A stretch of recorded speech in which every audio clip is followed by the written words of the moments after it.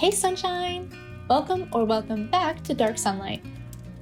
If you're new here, I'm Cady, and our little grove of the internet is full of bullet journals, tarot cards, and all things witchy planning. If you're into that, the kindest thing you can do is like this video and subscribe to the channel. It's totally free and really helps me to make more content for you.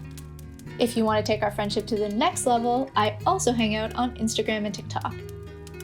In today's video, I'll show you how I'm creating my bullet journal for December. I started out by drawing a bunch of circles all over the cover page. I didn't use a stencil this time as I wanted everything to have a nice hand-drawn, organic look. In the center of the page, I drew a rounded rectangle with a little ribbon on top of it and added a mini calendar underneath.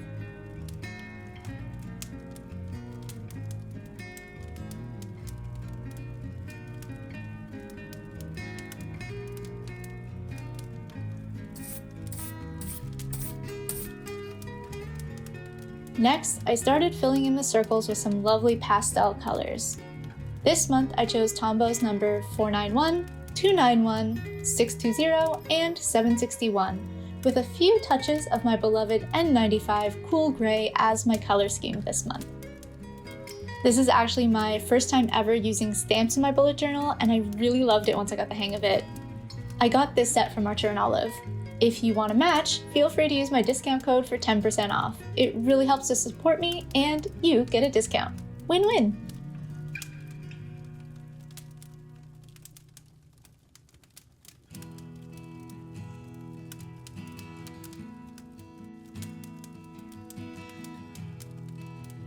Continuing the design onto the next page, I started to make the shapes even more organic as I moved to the left side of the page. And I continued to fill them in with all those pastel colors and patterns.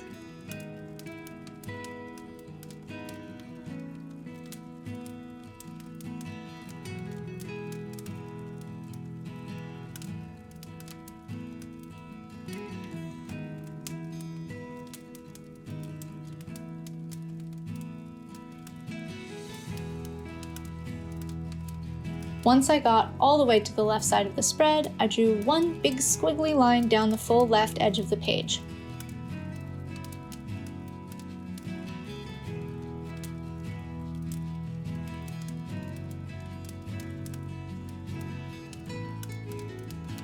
Starting at the top of the squiggly shape, I filled in a large block of the pastel pink color. Once I reached about a quarter of the way down the page, I started filling in the purple block of color, but overlapping them in the middle to create a bit of a blend or gradient effect. I continued to do this with each of the colors until the full shape was filled. I also went back over every color with another layer to deepen the colors and reduce the look of the streaking.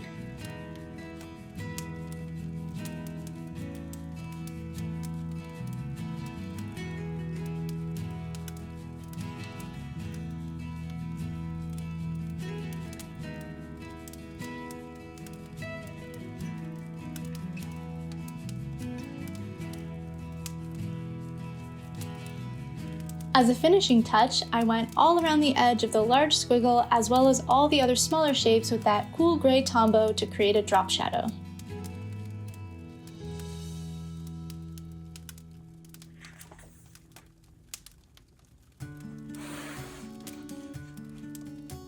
The next page is going to be my calendar for the month. After making everything so condensed and tiny in my November setup, I felt the need to go the opposite direction with this one.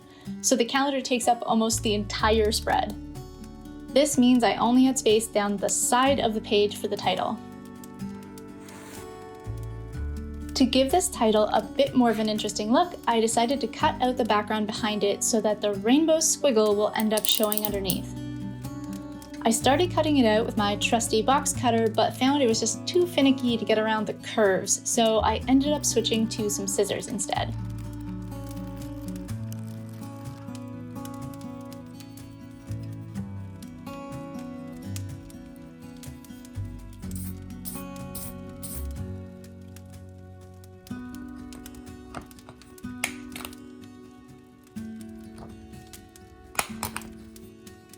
Now onto the calendar itself. I drew each day as a rounded box, and I decided to keep the sides of each square open so that if I have any events that span across a few days, like holiday celebrations or traveling, I can highlight a line right across those days.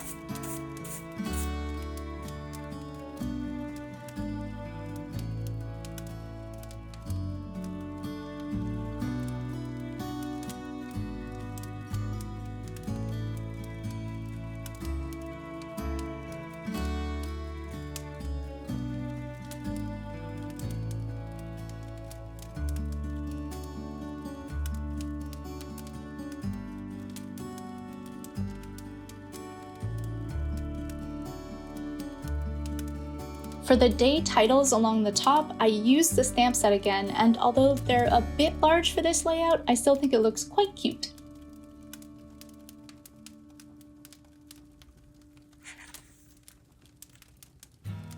In the spirit of continuing to keep things simple like I did in November, I decided to combine my mood, habits, and health trackers together onto one spread. I also wanted to include the moon phases into the health tracker again this month because I loved seeing how it can affect my moods or sleep. I'll take a moment here to welcome my newest patrons to our little grove, Cindy, Jessica, and Brandy. I'm incredibly grateful for your support. I'm hoping to make our Patreon an even more special place to hang out, nerd out about planning, and do a little witchcraft in the coming months, so keep an eye out for that. If you can't wait to join, there's a link in the description for you.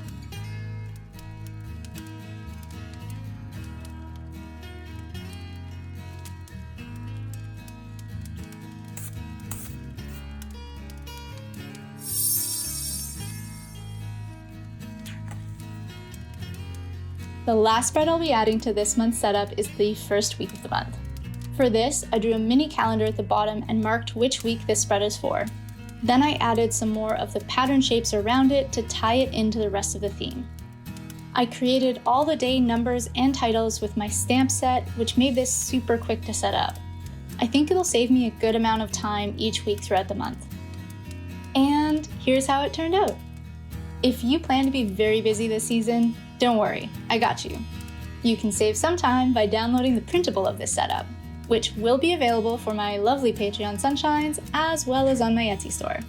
Both my Patreon and Etsy will be linked below. As always, thank you so much for watching. Until next time.